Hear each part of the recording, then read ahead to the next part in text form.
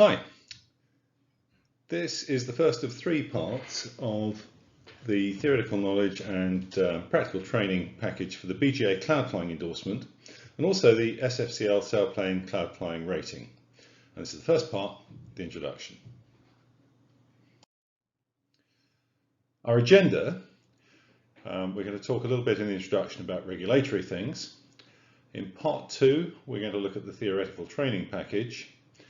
And in part 3, we're going to look at flight training.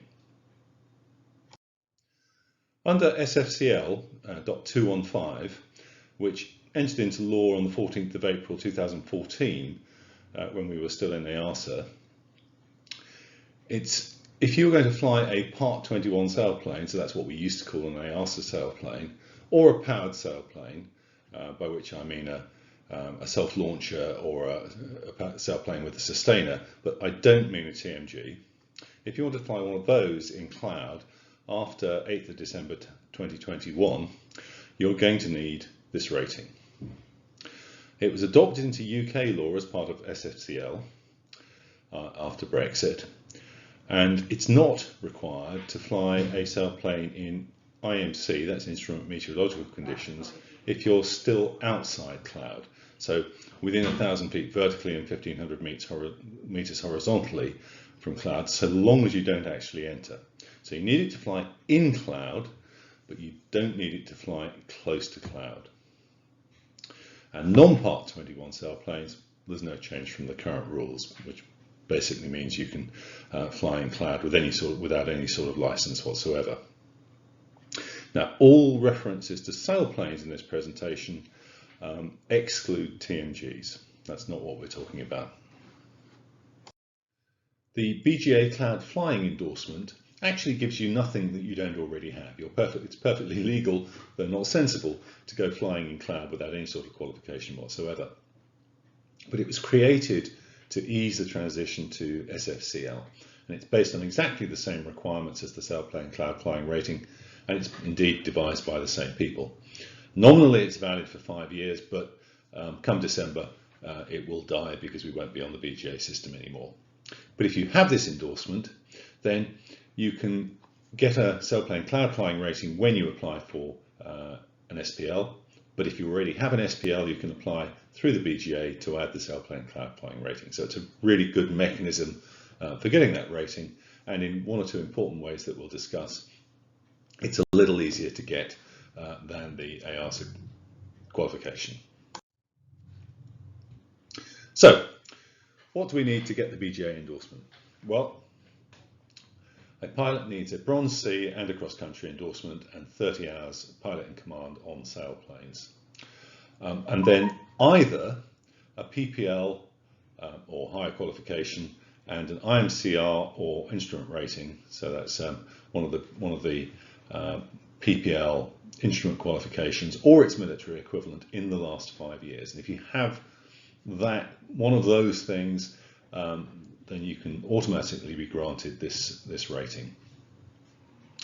Or you can do the ground school, of which this is part, and flight training with an instructor sign-off. There's no need anymore for an actual flight exam, but the standard is the same. As I said, it's valid for 5 years, and there is an application form for it on the BGA website. The Sailplane cloud flying rating under SFCL, the requirements for that are pretty similar. And there is a requirement that you need one of these things in order to fly in cloud in a glider. So again, you need 30 hours PIC after the license issue. And you need to do a training course. This will be at a direct training organisation, so our club, and that consists of this theoretical knowledge training, more than 2 hours flight training in sailplanes, powered sailplanes or TMGs, of which a maximum of 50% of the dual flight instruction can be in a TMG. We can't do that in cloud, it has to be in VMC. If you've got a basic instrument rating or an instrument rating in aeroplanes, you just need to do the 1 hour in the sailplane. So this is a way in which the SFCL qualification is training is a little different from the BGA one. In the BGA one, we can do everything in TMGs, and here we're going to have to do an hour in sailplanes. Once you've got the qualification, there is a recency requirement. With the BGA endorsement, that's not really relevant.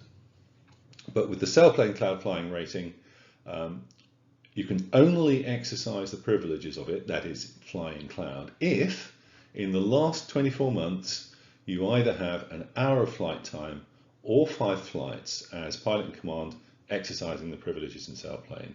It only needs logbook evidence. So basically, make sure that reasonably often you fly in cloud for at least a few minutes and put it in your logbook.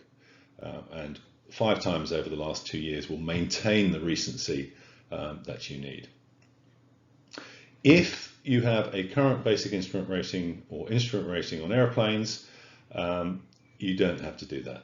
It doesn't stop it being a sensible thing to do, but you don't have to do it. And if you have neither of those, you either need to complete the outstanding flight time or flights with an instructor, or undertake a proficiency test with an examiner. So that's the way the regulations work at the moment. So that's the regulatory part that we've now looked at. Next, we'll be looking at the theoretical aspects of cloud flying in gliders.